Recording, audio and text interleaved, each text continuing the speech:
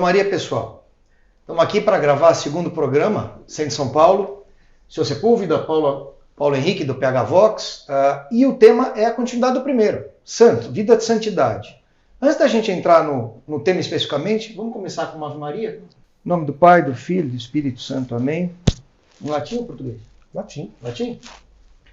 Ave Maria, gratia plena, Dominus tecum, benedicta tu mulieribus et benedictus fructus ventris tui, Iesus. Santa Maria, Mater Dei, ora pro nobis peccatoribus, nunc et in hora mortis nostrae. Amém. Gloria et Patri et Filii et Spiritui Sancti. Sicut erat in principio et nunc et semper et in saecula saeculorum. Amém. Vamos dar continuidade a essa conversa. A gente teve um feedback muito positivo do primeiro programa, que foi despretensioso, mas no primeiro programa a gente tinha a presença maravilhosa do Padre Wander, que não pôde participar conosco nessa edição, mas aí cedeu-nos aqui o espaço, como sempre, e obviamente estamos muito bem representados com o PH, com o Sr. Sepúlveda, e o Caio, do Centro de São Paulo, dessa vez veio se somar à conversa. Caio, que também responde pela alcunha de meu irmão. Sr. Sepúlveda, a ideia de falar de santidade tem vários ângulos. E na conversa prévia, o senhor estava passando o ângulo da ideia do santo que não aterriza de auréola, ou seja, que existe um contexto histórico, social, circunstancial, que formam os santos e que de alguma maneira faz com que eles se transformem naquela potência que ele se transforma cumprindo sua missão de vida. Explica um pouco melhor dessa sua reflexão, para que a gente possa engatar a conversa. Pessoal, presta atenção, porque essa explicação ela é muito interessante. Olha, o que eu estava aqui desenvolvendo é o seguinte: existe um problema, a meu ver, no ensino da história. Não vou falar já da santidade, daqui a pouco já falo, mas no ensino da história. As coisas nos são mostradas assim, dispersas, sem contextos, muitas vezes, parece que o personagem entra e é desligado de tudo. E isso acontece muito com os santos. Então, eu já vou ao Padre Anchieta, que era o exemplo que eu estava falando. Mas, por exemplo, São Luís Rei de França, ele é evidentemente um santo, que era o rei da França, e que, portanto, tinha uma missão de tutelar, digamos assim, no bom sentido, a nação que era a filha primogênita da Igreja, no esplendor da primavera da fé, como era chamada a Idade Média, né? Ao contrário dos detratores que chamavam a Idade das Trevas, né? Mas aquilo era a doce primavera da fé. Bom, nós podíamos dar assim muitos exemplos. E outro dia, estudando um pouco a figura do Padre Anchieta, veio-me à cabeça o seguinte: nossa, mas o Padre Anchieta é uma figura extraordinária, mas é uma figura um pouco esquecida. Porque, na realidade, fala-se do Padre Anchieta meio descolado da história. Ora, o Padre Anchieta, por incrível que pareça, um judeu, o Stefan Zweig, diz que, na realidade, a fundação do Brasil começa no momento em que os jesuítas vêm e trazem uma ideia para aquela nação que estava sendo fundada. E o Padre Nóbrega, ele diz que verdadeiramente a obra jesuítica era fundar essa nação. Bom, o que é que nós vamos ver no Padre Anchieta? Ele veio muito jovem para o Brasil, com 19 anos, e aqui vai fazer uma obra portentosa, vai ser um chamado, e a forma de santidade dele tem muito a ver com a história do Brasil e com a fundação do Brasil. Por exemplo, aquelas manifestações dos milagres que ele fazia. Por exemplo, o domínio sobre as feras. Eu estava aqui dizendo que ele chegou a ser chamado pelos conterrâneos de o Novo Adão, porque ele tinha um tal domínio sobre a natureza. Será que isso não tinha a ver com até com aquele mito que o Brasil era um paraíso, que era talvez um mito um pouco pagão, mas o Padre Anchieta não vinha trazer o tom santo e católico é essa convicção de que havia uma natureza para dominar, mas era uma natureza que era dominada, antes de tudo, por um homem de fé, com uma fé muito forte. Bom, depois nós temos o que ele fez com os índios. Veja que ele vai codificar, digamos assim, a língua dos índios. Ele escreve no Evangelho em Guarani, né? Exatamente, ou seja, ele vai ajudar a fazer as gramáticas e depois ele é o elaborador, com os jesuítas, ele é o elaborador da língua comum, do idioma, que era uma mistura entre o português e o tupi. Não é? Ora, isso é uma obra portentosa. Depois ele vai ser um literato. Ele vai escrever aquele poema Nossa Senhora, ele vai ser um literato.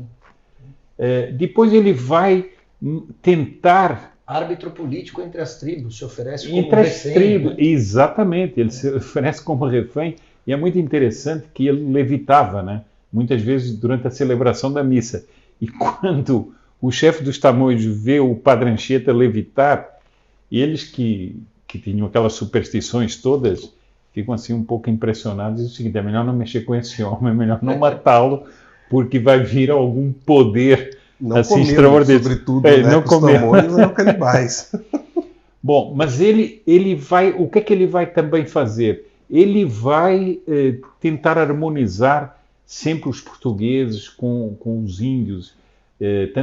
Tanto é que há um episódio da vida dele em que ele vê que alguns portugueses escravizaram índios, e ele diz o seguinte: mas como é que os senhores escravizaram esses indígenas? Ah, não, porque se for por uma questão de guerra, eles podem ser escravizados. Aí ele pergunta: mas qual é a guerra que o rei de Portugal está tendo aqui com os indígenas? Não há guerra nenhuma. Portanto, é iníquo o que os senhores estão fazendo. Então ele ia dulcificando as relações. Interessante porque era espanhol, né? Exatamente. Bom, mas nós podemos ir tomando muitos dos milagres que ele foi fazendo, né? Que me parece também uma outra coisa. Sendo ele fundador do Brasil, tendo havido a primeira missa, tendo sido erigido o primeiro cruzeiro, o padre Serafim Leite, que é o grande historiador dos jesuítas, diz o seguinte: havia a cruz, mas ainda faltava vir a ação da graça. E ela vem pelos jesuítas, e eles eram os representantes da igreja. Bom, e o Padre Anchieta, me parece o seguinte, que ele fazendo tantos milagres, e outro dado que nós não podemos esquecer: o Padre Anchieta com o Padre Nóbrega vão arregimentar exércitos para lutar contra os protestantes holandeses e franceses. Então, eles, além do mais, tiveram uma ação, digamos, político-militar. Defesa territorial. Defesa territorial. Bom, tudo isso não fala de um país que devia ter uma história com alta densidade sobrenatural. O Padre Anchieta ressuscitou pessoas. Uhum. É preciso não esquecer isso. Ele ressuscitou pessoas. Portanto, um milagre extraordinário. Depois ele tinha uma coisa que era o discernimento dos espíritos. Ele lia pensamentos das pessoas. Outro milagre que é impressionante do Padre Anchieta, que tem muito, digamos, é muito parecido com o Nosso Senhor, né? Quando eles, na Bahia, os pescadores estavam reclamando que não havia mais peixe, e era a maneira deles viverem, não tinham com que viver. E o Padre Anchieta disse: não, joguem as redes ali.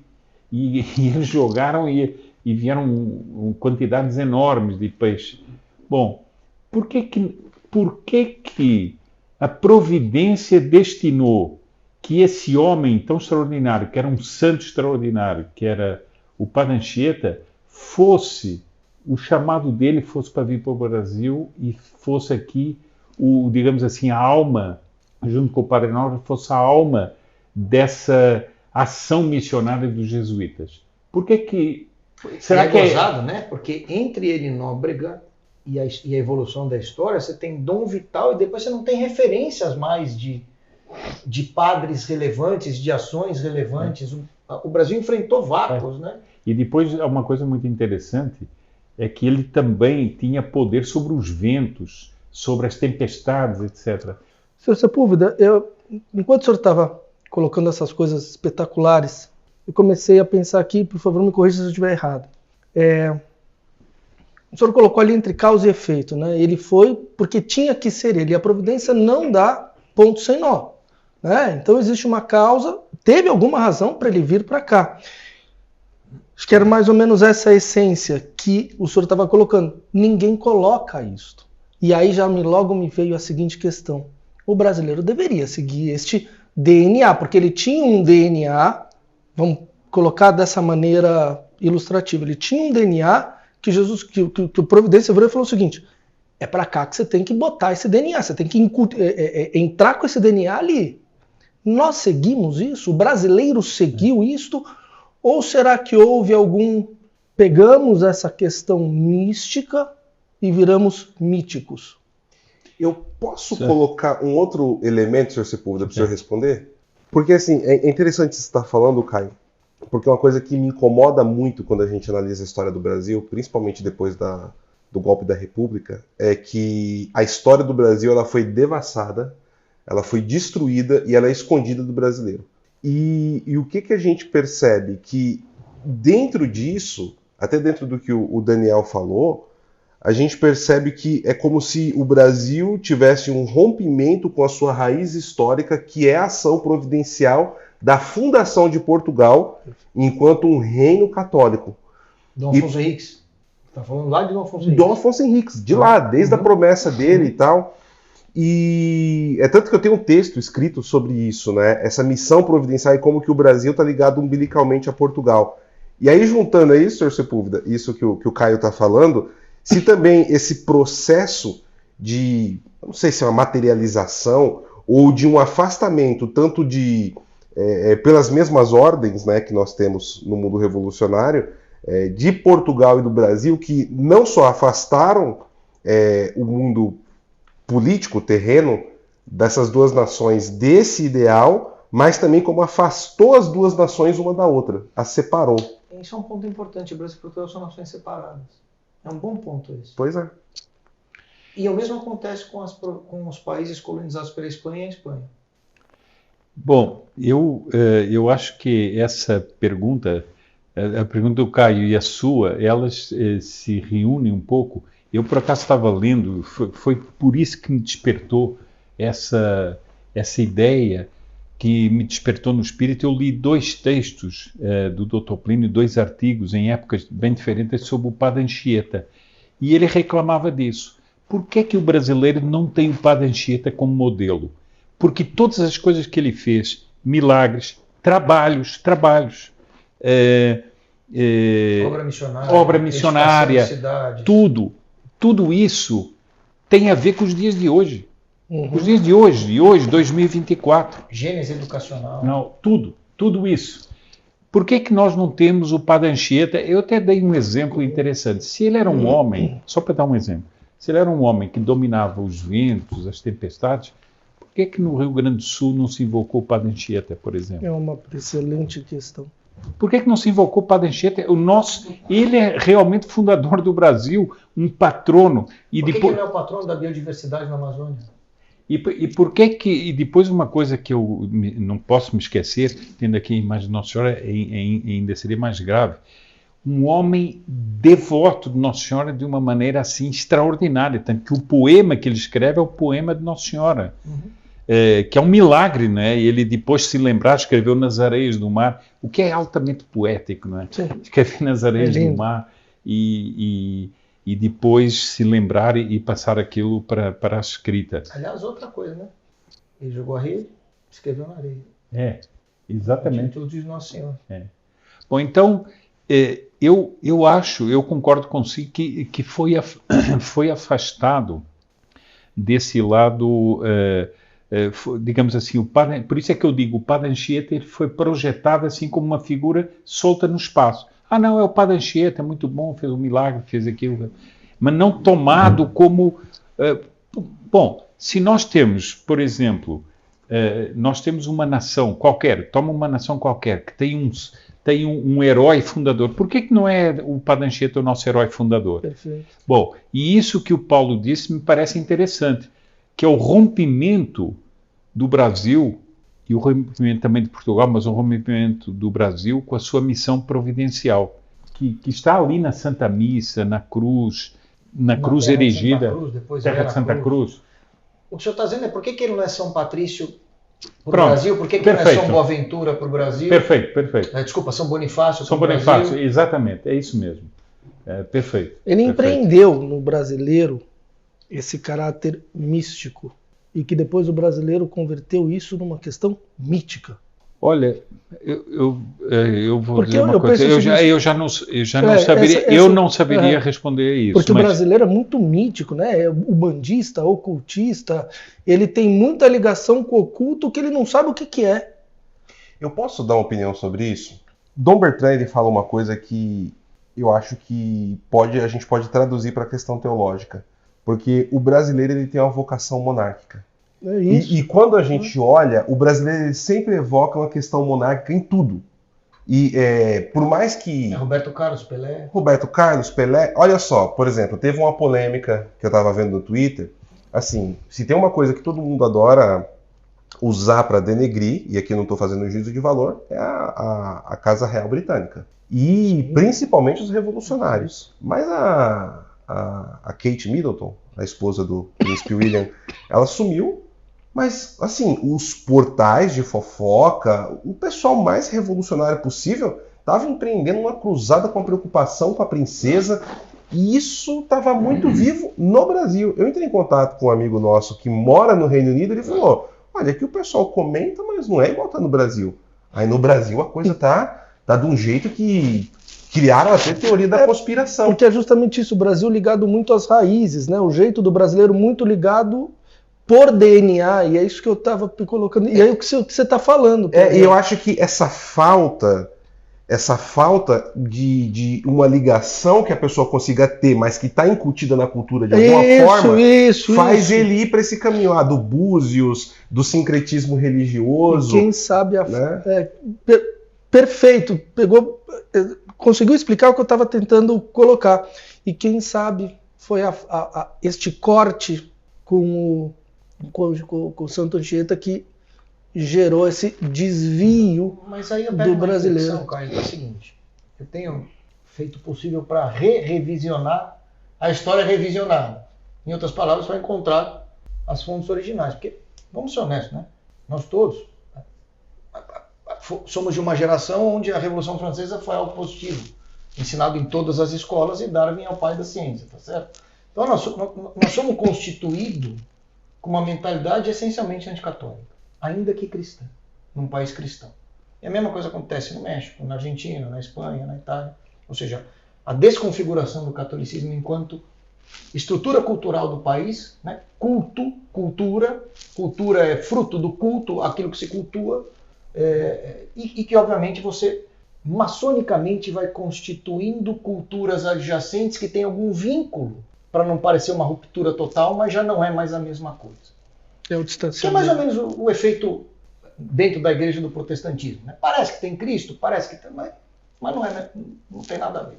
E essa investigação que eu tenho feito me mostra uma ação muito firme, especialmente depois do Marquês de Pombal, mas muito firme da maçonaria nas institutas de poder e, obviamente, na família real, em parte da família real, e no entorno da família real. Uma divisão profunda nos jesuítas, já infiltrados, então você tinha os jesuítas ainda, e os jesuítas como temos hoje. Isso já no século XIX era evidente, porque foi ali que começou o processo de infiltração, foi a primeira ordem infiltrada, tanto é que ela foi cancelada, depois foi restituída e tal, no século XVIII. E aí, a minha reflexão na minha concepção, são 300 anos que o Brasil não é católico. Que o Brasil não sabe, enquanto nação, é claro que existem pessoas, grupos, até cidades, mas o Brasil como nação não tem a doutrina católica enquanto núcleo duro como a doutrina da nação. Seria Pombal esse ponto divisor que você está falando? Alguma coisa ali perto da Revolução Francesa, Pombal. Mas eu não consigo ver um norte católico exceto nas expressões devocionais e culturais, mas elas são propositadamente permitidas. Eu não consigo ver um núcleo duro católico na forma do brasileiro pensar. Eu tenho feito essa reflexão sobre isso. Posso estar enganado, mas eu tenho... Eu sinceramente não concordo com isso pelo seguinte, porque nós temos a impregnação da mentalidade católica profunda no povo brasileiro. E depois o seguinte, nós não podemos confundir, por exemplo, é claro que o Marquês de Pombal, ao expulsar os jesuítas, ele fez uma ruptura ruim, né? Ele era uma pessoa muito ruim, ele fez uma revolução em Portugal, talvez das revoluções mais profundas que possam ter sido. Ele fez uma revolução na Universidade de Coimbra, na alta sociedade, na nobreza, ele destruiu boa parte da estrutura da nobreza. Ele fez uma revolução completa em Portugal. Bom, e aqui no Brasil, ele, ao expulsar os jesuítas, ele cortou essa linha que era, digamos, a missão jesuítica no Brasil. Mas eu acho o seguinte, que as coisas não são tão lineares e não é um grupo de pessoas assim que pode destruir a mentalidade de um povo. Pode ser que faltem depois elites que tenham que conduzam as pessoas. Mas veja bem, por exemplo, vamos tomar Minas Gerais do tempo do Aleijadinho. A expressão de arte do Aleijadinho é uma expressão de arte que rivaliza com a Idade Média. Perfeitamente. Por quê? Mas era o Aleijadinho sozinho? Não. O Aleijadinho era um fruto de toda uma impregnação da força da fé que leva àquela expressão de arte sacra. Nós temos, por exemplo, uma coisa que é pouco falada no Brasil, mas é a arte, a música sacra brasileira, que depois foi sendo descoberta por investigadores até de fora, né, muitas vezes, e que mostra uma riqueza, era espalhada por igrejas pelos mais recônditos lugares do Brasil. Então, havia uma impregnação do espírito católico profundo, que houve uma luta contínua para destruir digamos assim, esse depósito. Houve. Já as invasões holandesas e francesas foram isso. Era uma tentativa de desvio. Mas nós tivemos quase uma cruzada no Brasil. Guararapes, né? Hã? Guararapes. Sabe por que eu estou dizendo isso? Porque a resiliência católica na Bélgica foi uma, na Holanda foi outra. Na Irlanda foi uma, na Inglaterra foi outra. Ou seja, países irmãos tiveram respostas diferentes à invasão de hereges, cismáticos, anticristãos e por aí vai. Quando você olha para a Argentina, a raiz profunda católica na Argentina é evidente. Quando você olha para a Itália, a raiz profunda católica na Itália é evidente. Quando olha para o Brasil, eu não enxergo mais isso como nação. É um país protestantizado, evangelicalizado, laicizado, hiperliberal, aliás, um remix marxista-liberal expresso num comportamento não vinculado às questões metafísicas, mas ao mesmo tempo ocultista. Ou seja, é uma salada distante do DNA católico. Então, eu posso, Caio? E obviamente mais forte nos grandes centros. Eu compreendo o que você está falando, só que... mais um detalhe só para completar o argumento. Com um clero extremamente, na sua maioria, desvinculado da retidão da doutrina, pilotado por uma entidade, CNBB, que manifesta recorrentemente há 40 anos desvios doutrinários importantes. Em outras palavras, a liderança, o meio-campo e a base não andam uniformemente na estrada de Nosso Senhor Jesus Cristo dentro da Santa Igreja. Então, essa é minha leitura. Não é nem questão de eu concordar ou discordar, eu vou colocar alguns pontos de vista no que você está falando, Daniel, que eu acho que é para a gente refletir. E eu acho que tem um fio condutor histórico, e é bem interessante o que você está falando, mas se a gente pega, por exemplo, a forma de até mesmo cristianização, não vou nem falar da doutrina católica, da América como um todo, ela é muito diferente. Quando a gente olha o que foi feito nos Estados Unidos e no Canadá, pelos protestantes, É algo completamente diferente do que foi feito pelos portugueses. E os próprios espanhóis, a forma que eles colonizaram, através dos vice-reinos na América Latina, também é diferente do que foi feito no Brasil. E quando a gente olha de um modelo católico, eu enxergo que o que mais protegeu a cultura foi a que os portugueses fizeram no Brasil. Eu vou levar para o campo político. Se a gente olha, por exemplo, o que foi as revoluções bolivarianas, ela é completamente iluminista e baseada na Revolução Francesa. O Bolívar, ele vai para a França ali no começo do século XIX, ele bebe toda aquela doutrina e vem avançando com diversas revoluções. Nós tivemos aqui vários aspirantes a Bolívar. Nós tivemos, por exemplo, tem um general agora que foi o primeiro a escrever sobre o comunismo de fato no Brasil, na década de 1850, que tem uma base com o nome dele no Maranhão. Não vou saber. Ele é muito celebrado na Venezuela, inclusive, porque ele foi um general brasileiro que se juntou aos exércitos do Bolívar. E o Simão Bolívar, ele conseguiu estabelecer diversas revoluções em toda a América Latina. Por que a Inconfidência Mineira não conseguiu? Por que a Revolução dos Farrapos não conseguiu no Brasil? Não conseguiu? Não. Você acha que Tiradentes não se transformou no Cristo brasileiro? Não se transformou. Pois é, eu tenho uma leitura diferente. Então, mas aí que tá. Aí tá um ponto em cima do que a gente estava falando antes. Quando a gente pega a história da República do Brasil... Abreu e Lima? Abreu e Lima. Obrigado, senhor Sepúlveda. Aliás, o nome suscita... Abreu e Lima foi o primeiro homem a escrever de fato sobre o comunismo no Brasil, ainda numa fase bem incipiente do marxismo dentro da doutrina comunista. Né? Então, e aqui eu tenho que dar os créditos à jornalista, que hoje está na Revista Oeste, a Camila Abdo. Ela fez um estudo pegando as coisas do Abreu e Lima para trazer isso. Tem até um artigo lá no PH Box que ela escreveu que é muito bom. Só que assim, quando que a gente vai observar que o Tiradentes virou uma espécie de Cristo brasileiro? Isso aconteceu logo depois do golpe da República no Brasil, onde você precisava criar mitos, novos mitos fundadores, mas a sociedade brasileira não encampou isso logo de cara. Mas a República de Deodoro deu certo para eles. Então, mas aí que tá. A República de Deodoro, ela deu certo a partir da imposição ditatorial, porque enquanto o Brasil tinha um governo orgânico que... Você está falando de Getúlio Vargas? Não. Eu estou falando na época da Revolução. Não, na época da proclamação da República. Sim. Com 3 anos de República, nós estávamos numa ditadura. Sim. É tanto que, ali no começo do século XX, os monarquistas são chamados para tentar resolver o problema da República. Nós tivemos 2 presidentes no começo do século XX que eram abertamente monarquistas para resolver o problema. E aí tem uma coisa interessante, que aí vai um pouco da observação pessoal. Quando o nosso prego no caixão para levar esse estado de coisas que você está falando... República Maçônica Iluminista de Deodoro.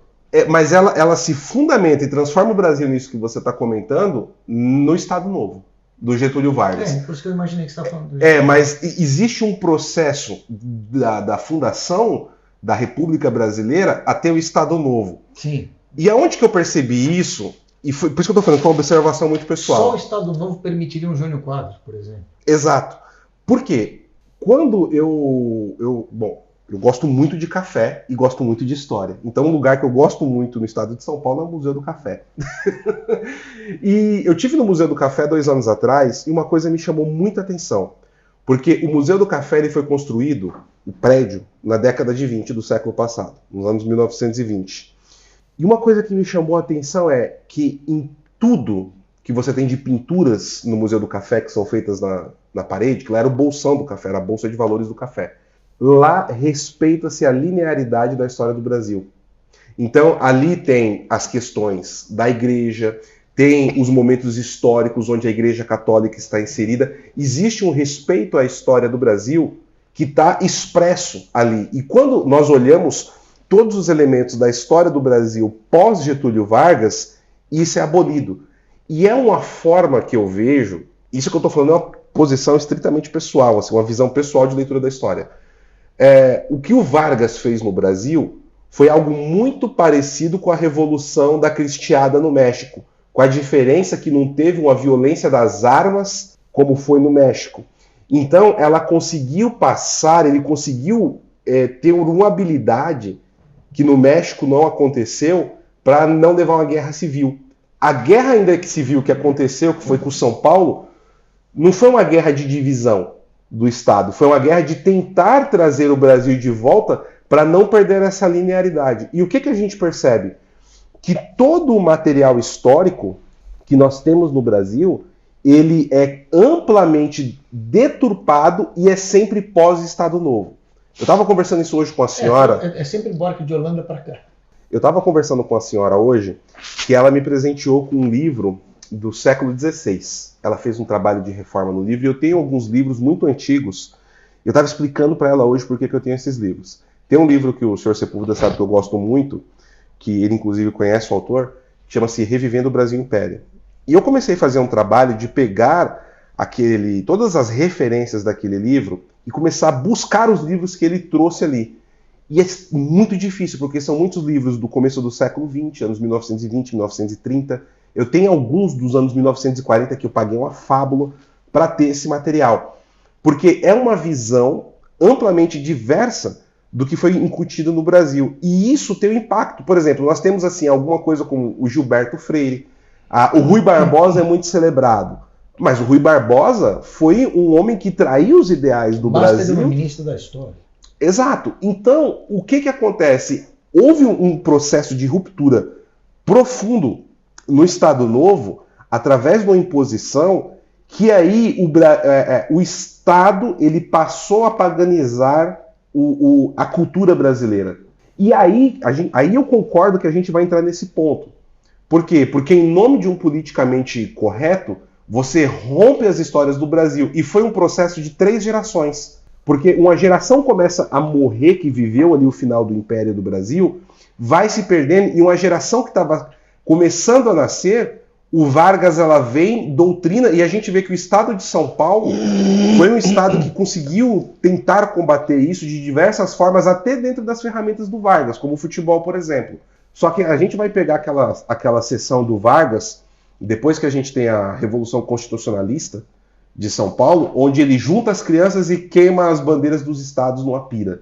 Ali ele começa uma formação, e essa formação dessa geração ali dos anos 1930 vai combinar numa formação que aceita a imposição de Brasília, vai combinar com aquela geração que pega e bebe na fonte da Revolução Marxista que a gente teve do maio de 68 na França, e o Brasil ele começa a ir para um embate espiritual muito aberto que eu vejo que a gente tinha, que e aí, posso até ser processado por isso, mas é a influência da paganização africana que veio para o Brasil.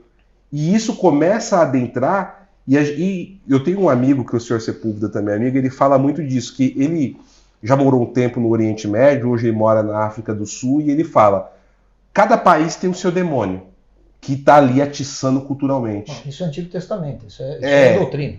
E ele fala que quando ele chega no Brasil, ele percebe que o demônio do Brasil é o da luxúria. Que o Brasil é um país altamente sexualizado, que é uma coisa absurda, que você não vê em outros países. E isso foi distanciando. Eu sei que eu estou falando pra caramba, mas é porque o ponto que você levantou é tão importante, e eu vejo que existe um caminho histórico bem linear que isso foi feito. Isso, só para fechar, você comentou da Argentina. Não, só para fechar, que você comentou da Argentina, eu acho que a gente tem 2 exemplos aqui que mostram isso. Eu não estou dizendo que os argentinos não tenham isso, mas a Argentina ele é um país onde você percebe que o autoritarismo revolucionário ele frutifica muito mais na população do que no Brasil. O brasileiro ele foi emburrecido, ele não percebe o que está acontecendo. O argentino ele bebe nisso. Mas PH, eu queria passar. Sim, e só para fechar, Canudos eu acho que também é um bom exemplo do que você Eu só quero fazer um comentário. E esse comentário é a ponte que eu quero passar para o Caio e para o senhor Sepúlveda. É porque o Caio queria falar. Sim, eu falei pra caramba, quer falar disso? amigo. Não. Vai. Aí nós estamos há 40 anos sem catolicismo. É que o seguinte... Evidente. É que eu acho que vocês estão cortando uma parte da história fundamental. O senhor recupera ela. Já que há 2 minutos o senhor recupera ela. Mas por quê? Quer ver? Vamos fazer teste de vestibular. Quantos católicos sabem quem é Dom Castro Maia? 0,3%. Uma das 3 pessoas mais importantes dos anos 60 na igreja. O único bispo brasileiro de fato relevante nos últimos 100 anos, porque o outro é a expressão negativa do bispado, que é Dom Helder Câmara, tá certo? Então, o católico não tem noção da história católica da nação. E o católico brasileiro foi formado a aceitar o cristianismo como religião, e não o catolicismo. De forma que, por que eu fiz essa conclusão? E eu não tenho ela fechada, é uma reflexão abstrata, mas pega esse tal renascer católico que a gente está vivendo hoje, o renascer católico. Um monte de gente, todos eles são. A enorme maioria deles é formado por uma teologia olavista. Eu adoro Olavo, no que eu adoro, e critico no que eu critico. E reconheço o papel histórico monstruoso do Olavo.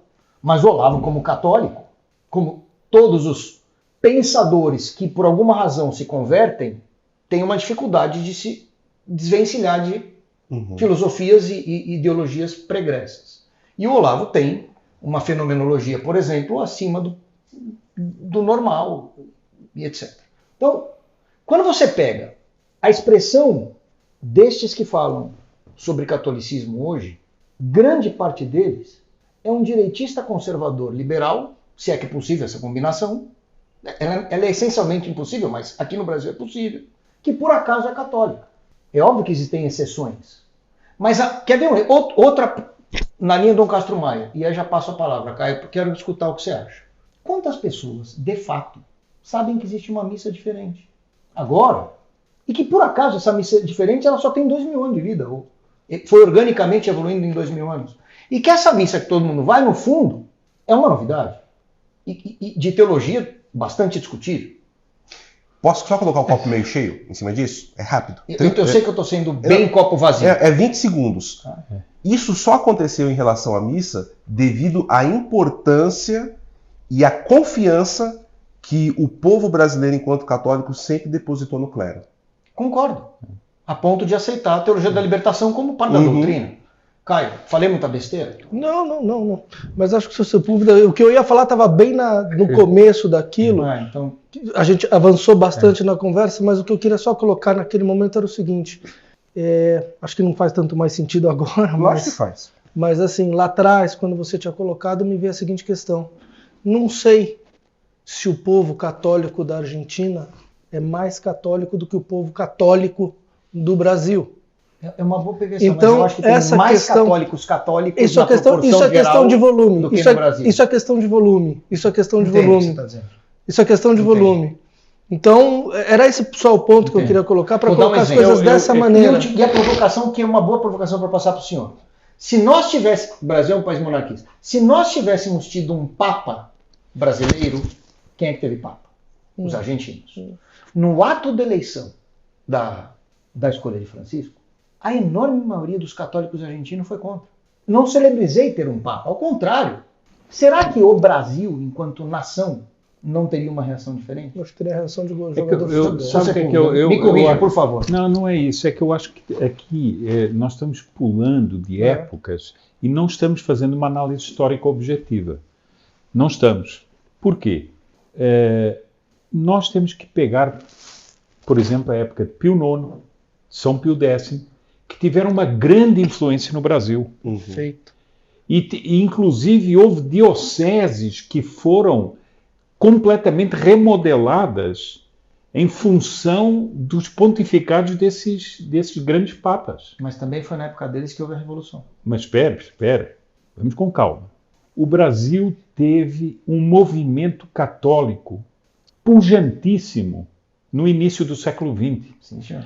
Tão pujante, com tanta juventude, com tanto fervor católico, porque estava resgatando essa origem do Brasil católico, que nós tivemos uma liga eleitoral católica, que ninguém fala, que elege uma pessoa que era o deputado mais jovem e mais votado daquela época, que era o Dr. Plínio, Como é que ele venceu os ícones da política de São Paulo? São Paulo era um dos estados dirigentes do Brasil. Ele era novíssimo, não queriam nem deixá-lo ser deputado, porque ele não tinha... tinha aquela discussão se ele tinha 23, 24 anos, etc. Bom, o que aconteceu com isso? Esse era um movimento católico pujantíssimo. E é aqui que me parece que a análise do Paulo falha aqui um pouco, porque você falou muito da política, mas não falou da religião. Não, mas foi intencionalmente. Sim, mas o que é que vai acontecer? Esse movimento católico vai ser atacado de fora. E vai ser atacado por pessoas que vêm da Europa com ideias progressistas, são freiras, são padres, etc., que vão começar a infiltrar o movimento católico. Então vai ser atacado de dentro. Não, é certo. Eu estou dizendo de fora enquanto pessoas que vêm de fora. Ok. Mas vai ser atacado de dentro, claramente. Sim. Então, nós vamos ver que começa um processo de infiltração dentro do movimento católico que vai fazer com que, por exemplo, o Dr. Plínio escreva um livro nos anos 40, que é em defesa da ação católica, em que ele põe todos os erros que nós estamos vendo hoje na Igreja, que vão acontecer. Bom, e nós a partir daí vamos ter o quê? Uma luta política baseada na religião. Você vai ver que todos os próceres revolucionários vão entrar em ação junto com eclesiásticos. É Dom Helder. Ah, entendi. É Dom Helder, por um lado, por exemplo, quer ver um homem que ninguém fala, mas que era um homem ligado à religião católica? José Serra. Toda essa esquerda, o Lula vai ser o quê? Fruto da teologia de libertação, das SEBs, etc. Então, essa luta dessas correntes vai perpassar o século XX e vai desembocar na teologia da libertação. Na fundação do PT. Na fundação do PT, tudo Não pode isso. esquecer o Fidel Castro, que foi pessoa... Claro. Nesse processo. Bom, mas acontece o seguinte, aqui também há uma coisa que eu acho que falta um matiz no que você diz, Daniel. Diga. É o seguinte, a teologia da libertação foi fortíssima, mas ela foi combatida, por exemplo, pela TFP, foi combatida. E o que é que vai acontecer com a teologia da libertação? Ela vai se desacreditar diante dos católicos. E apesar dos católicos não serem os mais fervorosos, eles começam a dizer o seguinte, não, isso aqui não é católico. E nós vamos ter fatos incríveis, que são bispos, usando a sua autoridade, pedindo para votar no Lula, por exemplo, e as dioceses não votam. Então, mas Bom, se você convidar... mas- Acho que a Deixa-me só- RCC é um exemplo disso, mas, né? mas deixe-me só terminar Mas eu acho aqui. que teve uma influência Deixe-me só profunda. terminar aqui pelo seguinte, porque eu acho que esse ponto da separação dos católicos da teologia de libertação é um fato concreto e vem do instinto, porque eles não foram ensinados. E aí é que eu também... Entendi, Chapão. É. Do DNA católico. Do DNA profundo. católico. E eu também vou lhe acrescentar uma coisa. Eu também não concordo muito com essa análise do ressurgimento católico ser só lavista, porque olha, eu tenho viajado muito pelo Brasil, tenho visto muitos grupos católicos que sinceramente não têm nada a ver com o Olavo. E depois outra coisa, imagine que numa situação de mal extremo, nós começamos a ver o ressurgimento do catolicismo, é mais ou menos como os bárbaros da Europa. Você quer que o bárbaro da Europa já tivesse uma doutrina, uma teologia? Não tem.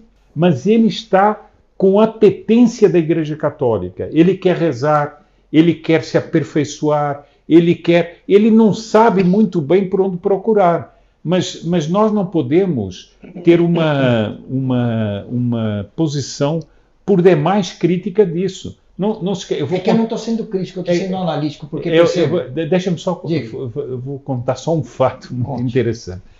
Há uma história que eu não me lembro com quem é que se passa, mas passa-se com missionários que estão convertendo os índios e estão convertendo índios que fazem antropofagia, né? Então, um dia, uma tapuia, ou um dia uma índia de uma outra tribo, já não me lembro, ela chega para o missionário e diz o seguinte, já convertida, nossa, estou com uma saudade de um bracinho, tapuia. Bom, Por quê?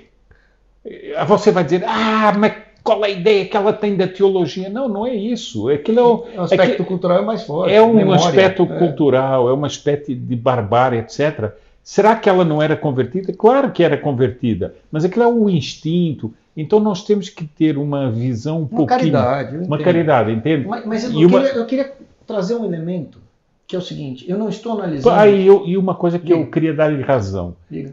Realmente nós tornamos uma nação cheia de evangélicos, etc. A que é que isso se deveu? Se deveu ao clero progressista que infiltrou a igreja e acabou quebrando O DNA de Anchieta. o DNA de Anchieta. Que Aí sim, Esse, para mim, foi Sim. esse o ponto. Para mim, Mas foi é o isso. clero, Quando mas o é- senhor estava falando justamente da teologia da libertação, eu falei, a teologia da libertação foi quem separou o DNA do Santo Anchieta e criou um DNA ruim, que paganizou e transformou todo mundo em ocultismo. E aí vem a questão de os católicos que permaneceram católicos são tão católicos quanto os franceses que são católicos. Não, eu não tenho dúvida, mas... E tem um fator, é bem rápido, tem um fator determinante, que eu estou escrevendo um livro, que existe um projeto de poder político em cima disso, que o cerne está naquela filosofia ou aquela imposição do bom selvagem. Tudo bem.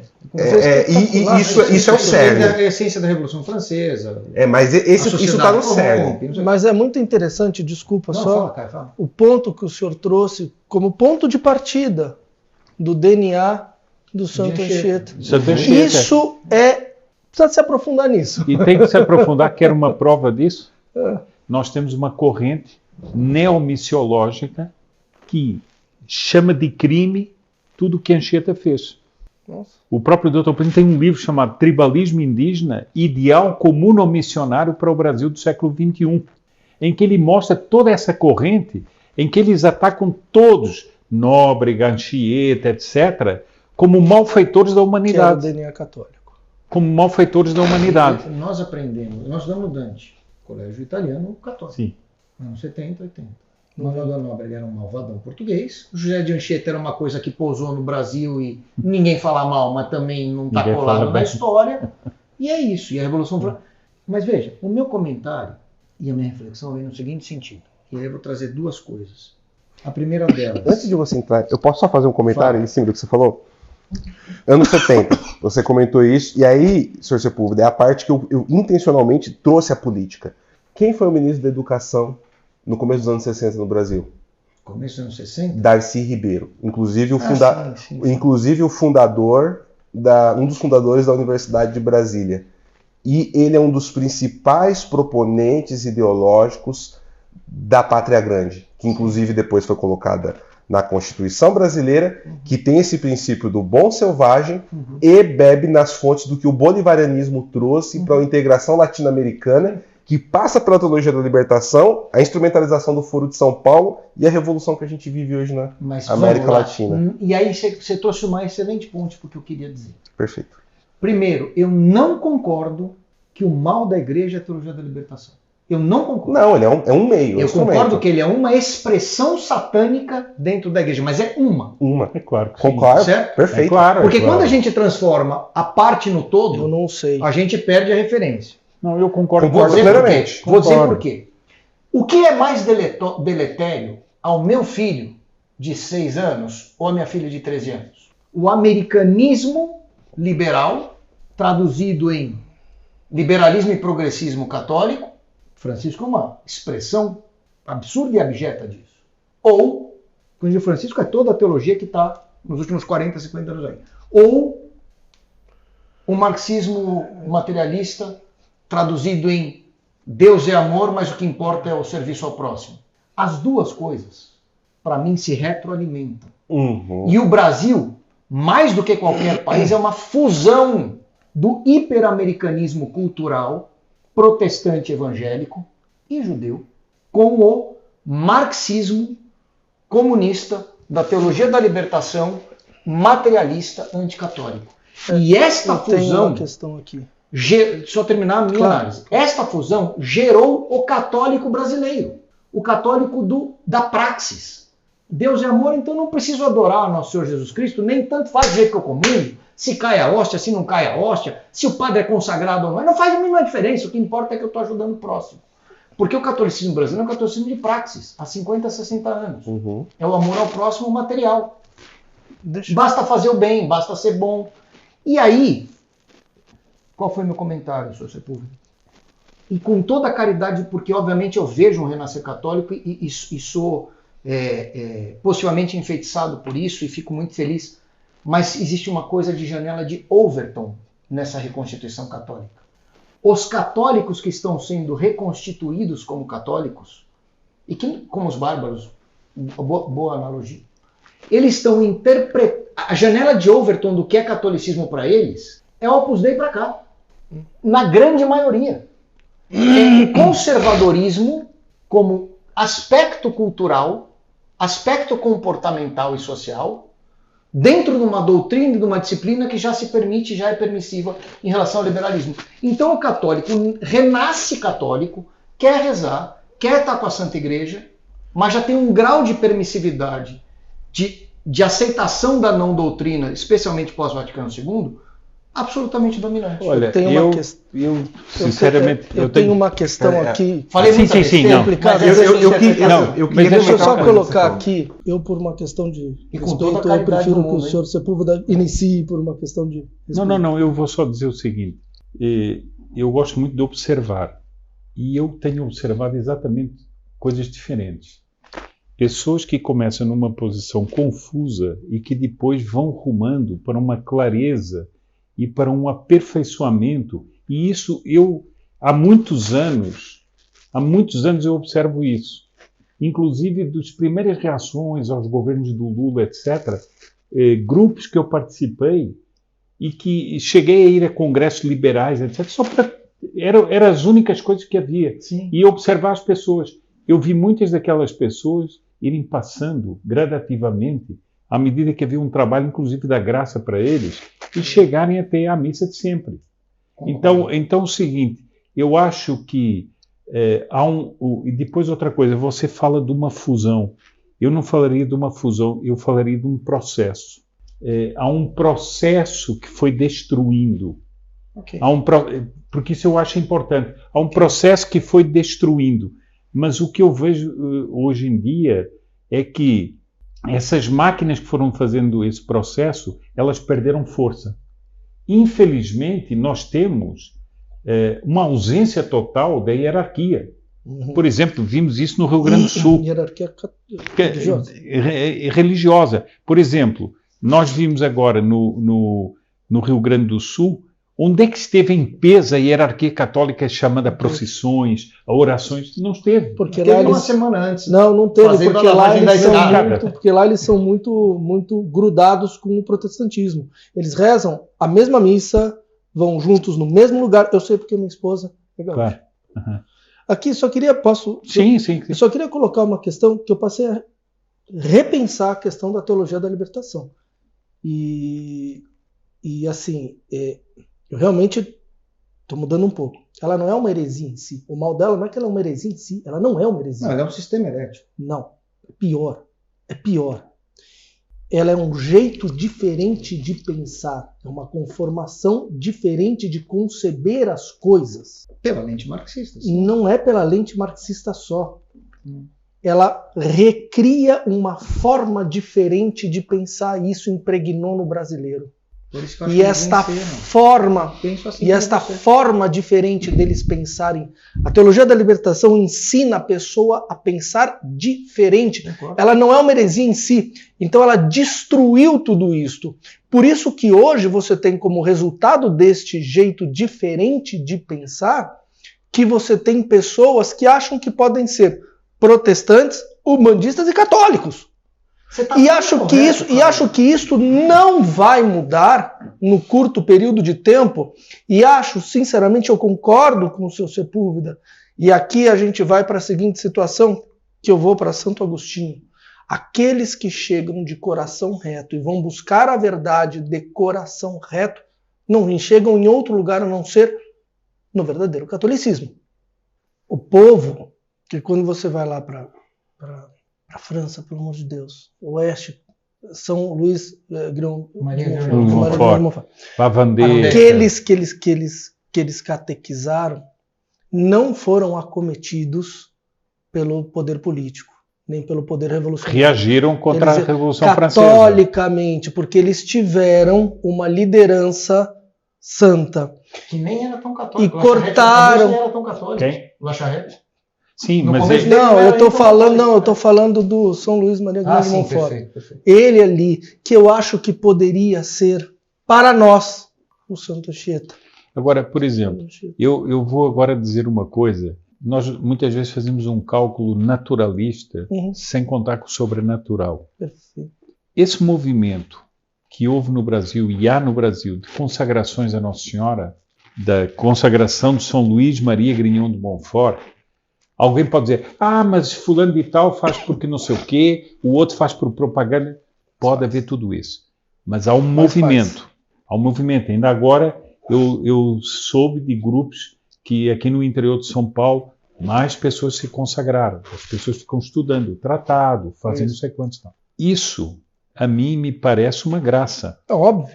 E é uma graça que vai se espalhando e que atrai graças depois para as pessoas. Perfeito. E além disso, o seguinte, não é uma consagração qualquer. Porque São Luís Grignon de Montfort diz que que aquele tratado dele virá a ser conhecido no momento certo, não é? Ele virá a ser conhecido no momento certo, porque é a preparação daqueles que Nossa Senhora quer para serem o calcanhar dela, aqueles que vão lutar contra o mal. Perfeito. Portanto, não é apenas assim, estou-me consagrando porque eu quero que a minha vida seja santa. Não. Eu estou me consagrando porque eu quero lutar também contra o mal. Uma crisma de Nossa Senhora, né? Então é o seguinte, veja que esse, por exemplo, só esse aspecto muda tudo. Muda tudo. Mas precisaríamos ter, como tiveram lá na França, Claro, precisaríamos ter. Claro. Cortaram. Sim. Agora vou lhe contar um fato. E que o senhor trouxe muito bem, deveria ser ele. O príncipe Dom Bertrand, esse fato é muito interessante, porque tem a ver com São Luís Grignon de Montfort. O príncipe Dom Bertrand estava um dia num lugar X, eu não vou dizer para não caracterizar demais, estava num lugar X, num evento público, e viu um sacerdote jovem, de batina e tal, e não conhecia, e no intervalo quis conversar com ele, perguntou, mas o senhor usa batina e tal, de onde é que o senhor é? E ele disse, olha, eu sou do fundo da Amazônia, eu fui formado num seminário da Teologia da Libertação. Eu nem conhecia confissão auricular, eu não conhecia nada, eu fui ali e fui ordenado ali, e depois acabei indo para uma paróquia, e na paróquia um dia uma senhorinha chegou assim para mim e disse assim, padre, tem aqui um livrinho para o senhor, é um presente meu para o senhor. E ele pegou aquilo, jogou no fundo de uma gaveta e nunca mais quis saber daquilo. A história se repete. Bom, e um dia ele se lembrou daquele livrinho e disse assim, tem um livrinho daquela senhorinha, deixa eu pegar aquele livro. E ele pegou o livro e abriu, era o livro de São Luís Grignon de Montfort, tratado. Sabe o que ele disse? Ele começou a ler e disse assim, mas espera aí, isso é outra religião. É outra religião. Isso é outra religião. E aí ele começou a ver, não, mas espera, eu não aprendi isso. E a partir dali, ele foi estudar a verdadeira religião católica. Então, eu estou dando um exemplo que é uma graça, ou seja, é uma graça concreta. Ora, esse padre depois vai ter influência sobre muitas outras pessoas. Eu pergunto, esse movimento todo da consagração a Nossa Senhora não é um sinal de que, sobrenaturalmente, nós estamos sendo alimentados por muitas coisas e nós, às vezes, não temos uma visão, eu estou me incluindo, não temos uma visão um pouco naturalista das coisas e não contamos com esse sobrenatural. E vou dizer mais uma coisa. Que eu coloquei aqui já várias vezes e vou provar isso. Conheci uma família, seu Sepulcro, que era de tudo que o senhor pode imaginar. De tudo que o senhor pode imaginar. Desde macumbeiro, só não foram satanistas no templo de Satã. Só. Mas fizeram de tudo. tudo. A Mater Família era uma cafetina, era não sei o quê. Um dia fui viajar, muito amigo meu, né? As crianças muito amigas. E um dia eu estava falando com ele sobre existência de Deus, aquelas coisas básicas que 99,999% não consegue demonstrar a existência de Deus, e por isso foi ridículo. Mas eu estava conversando com ele, e aí um dia eu falei, vamos numa igreja de verdade, não sei o quê. Foram, ele aceitou. Foi ele, a esposa e a filha. E lá chegando, terminou a missa, a moça não saía de dentro da nave. E nós lá fora conversando, e ela não saía, e ela não saía, e ela não saía. Passou 2 horas, depois terminada a missa, ela não saía. Ela infartou lá dentro, ela morreu lá dentro. Vamos ver o que ela está fazendo. De repente ela sai aos prantos, dizendo: por que eu estive tão longe da minha casa por tanto tempo? Converteu a esposa, converteu a filha, foi batizada, mas o moço ainda neste momento, naquele momento, tinha um pé no messianismo. E ele falava assim: Nossa Senhora é diferente. Essa mulher está me chutando. Essa mulher está me chutando. Essa mulher está me chutando. Eu falava assim: se joga, se joga, se joga. Dá um voto de confiança. A família hoje é católica de missa diária, levado pela Nossa Senhora.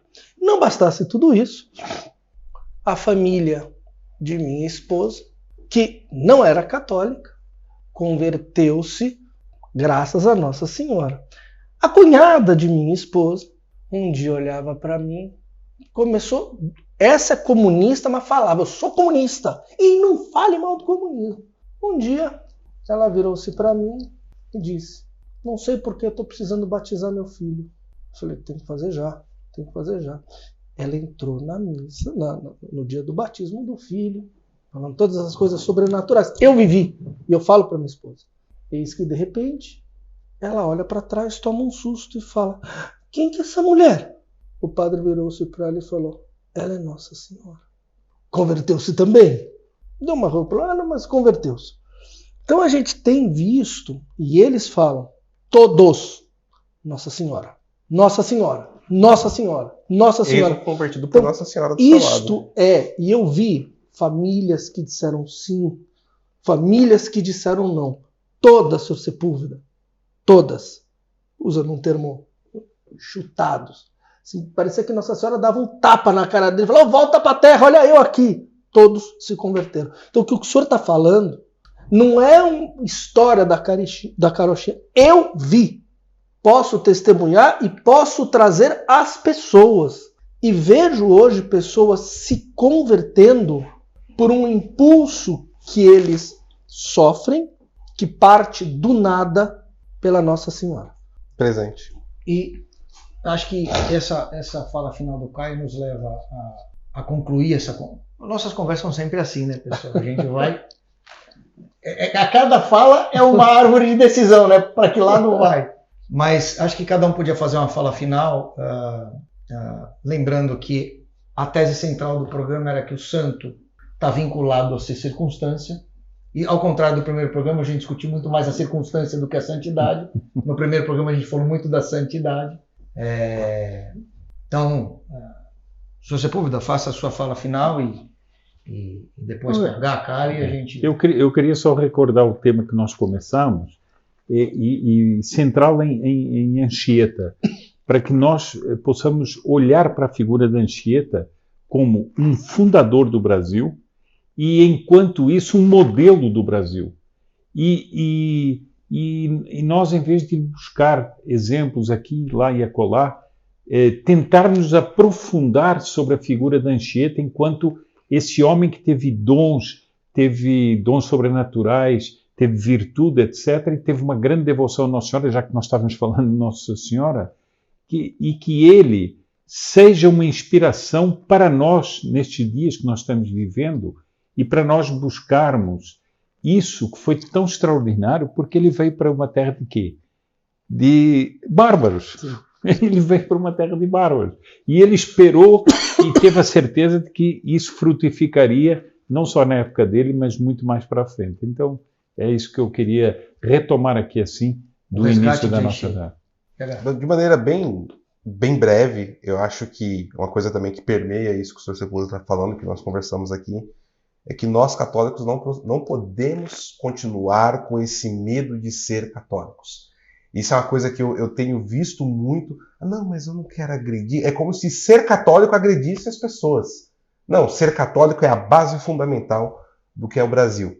E isso não significa você subjugar, você não respeitar uma pessoa que tem uma outra crença, né? Mas assim, ter a coragem de falar. Fora da igreja não há salvação. De viver as virtudes católicas, porque é o que uma frase que eu sempre repito, acho que eu até falei em uma conversa nossa, São Francisco de Assis. Pregue o evangelho todos os dias, quando necessário, fale.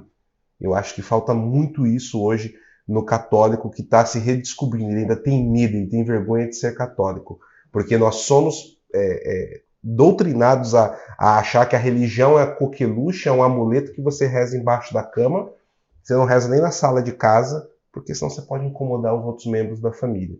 E não. Eu acho que a fé, a igreja de Nossa Senhora tem que ser o centro, ela tem que estar na sala da nossa casa, não embaixo da cama. Caio, eu vou fazer um pedido especial. Eu sempre tive para mim, sobre o santo que mais me... O santo que mais me fascina na vida. Se tem alguma coisa que fascina a minha alma, que puxa a minha alma, é a vida dos santos. E uma das coisas que sempre me causa um amor profundo é aquela virada da chave, que o santo sai de uma pessoa comum para alguém que não tem dúvida. O santo pode ser definido como ausência de dúvida, mas o Sr. Sepúlveda trouxe uma questão que me deu um segundo ponto, que é justamente esse de incutir. Ele não veio para o Brasil do nada. É porque ele tinha algo no DNA que a providência falou, é o teu DNA. É um partícipe na história da salvação. E era exatamente isso que eu queria. E aí veio a situação que eu vou colocar o Sr. Sepúlveda numa situação terrível.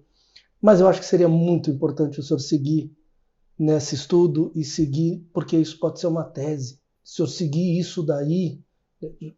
Você diz o resgate de Anchieta. Não resgate só de Anchieta, ele pode ser a figura. Mas como é que o santo... Porque isso aconteceu com São Luís Maria Grande de Montfort. Como é que ele... Entende? Essa transmissão do DNA. Eu acho que o senhor deveria realmente pensar profundamente sobre isso e quem sabe, a pedido meu, vai escrever uma tese, um livro e publicar. Porque isto eu acho que nunca ninguém pensou. Editora já tem. Ninguém pensou. Não deste ponto. Não sob este enfoque. Não sob este ângulo. E quando você olha o brasileiro, você vê exatamente o que o senhor trouxe já logo no começo. Um povo que tem um DNA que foi colocado por vontade divina. Se aprofunda, esse é o meu pedido, pessoal. Me perdoa, pode falar não, pronto. E com esse pedido do Caio, a gente termina a conversa, dizendo que o centro de São Paulo está muito honrado de ter o PH e o Sr. Sepúlveda mais uma vez. Dizer que a gente vai fazer um próximo hegelianamente, juntar e sair com a santidade, contexto e sair com a análise objetiva.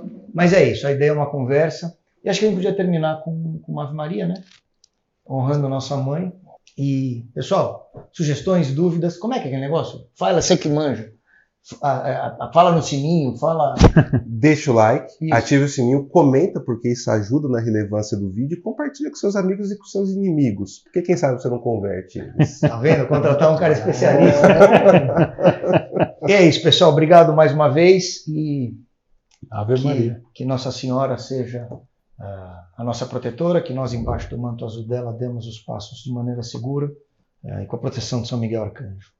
Ave Maria, gratia plena, Dominus tecum, benedicta tu mulieribus et benedictus fructus ventris tui, Jesus. Santa Maria, Mater Dei, ora pro nobis peccatoribus, nunc et in hora mortis nostrae. Amém.